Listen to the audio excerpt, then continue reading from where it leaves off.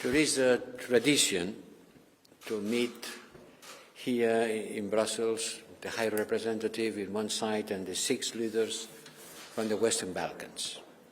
And I revived this tradition last May because I think it's a good thing to do. It's good to have a collective, strategic, substantial and open exchange about the challenges in the region and about our common European future. And on those days especially. We met in September in New York, but today the world is in a completely different situation. In September, nobody could expect that we would be with one aggressor bringing back war to Europe and looking at this destructive impact of a senseless bloodshed between what we don't remember. The Europeans don't remember war. And now we see war in our borders. And I think that the last war in Europe was in the Balkans. Now it's in Ukraine. And today will be a good occasion to discuss on the global and regional impact of this Putin war, an illegal war against Ukrainian people and against the international rule-based order. It's not the West against Russia, it's against the international rule-based order. I want to discuss with our closest partner.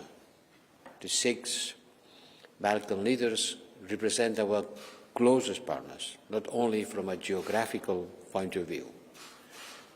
I am talking with them as future members of the European Union to talk about how we can address the consequences of this war together. As always, I am keen to hear about the concerns of these leaders, having regard to this situation and how they foresee our joint action to defend rules and values and how to deal with the negative impact of Putin war on food, on energy, and stability in our shared continent. Because we know that Russia is trying to exploit our vulnerabilities and the vulnerabilities of the region, we should work together in order not to allow Russia to exploit these vulnerabilities. As I said before, the Western Balkans are not our backyard, it's our courtyard. It's part of our geography. It's not the backyard, it's the courtyard. And we will act jointly to face Russia's disruptive actions directly in the region through disinformation and cyber attacks. I welcome that most of our partners in the Western Balkans are aligned fully and from the day one with the European Union response to the Russian aggression against Ukraine. And I will call others to do so. Most of them did. I will call others to do. Tonight's discussion will feed on the ongoing engagement with the Western Balkans, which remains our strategic priority. It's our most important foreign policy. And we will recall that once again, next Monday, at the Foreign Affairs Council, we will have a fully fledged political discussion on the region. And this meeting today, this dinner today, will be for me the best way of preparing the discussion at the Foreign Affairs Council. And in this occasion, we will invite the foreign ministers of these countries to join our lunch. Let me end these words by reiterating that there is no space for undermining the sovereignty, but also the unity and territorial integrity of Bosnia and Herzegovina.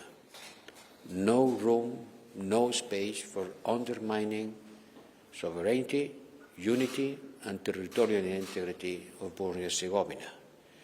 And I think I will have to be very frank with this respect with Mr. Dodik this evening, as I did several times before.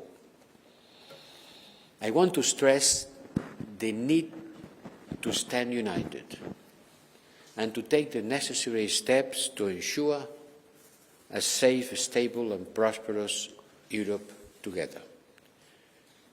This is our collective interest. This is the best way to build the future of the Western Balkans, because the future of the Western Balkans is inside the European Union, and this is a very strong reason to hold this meeting today.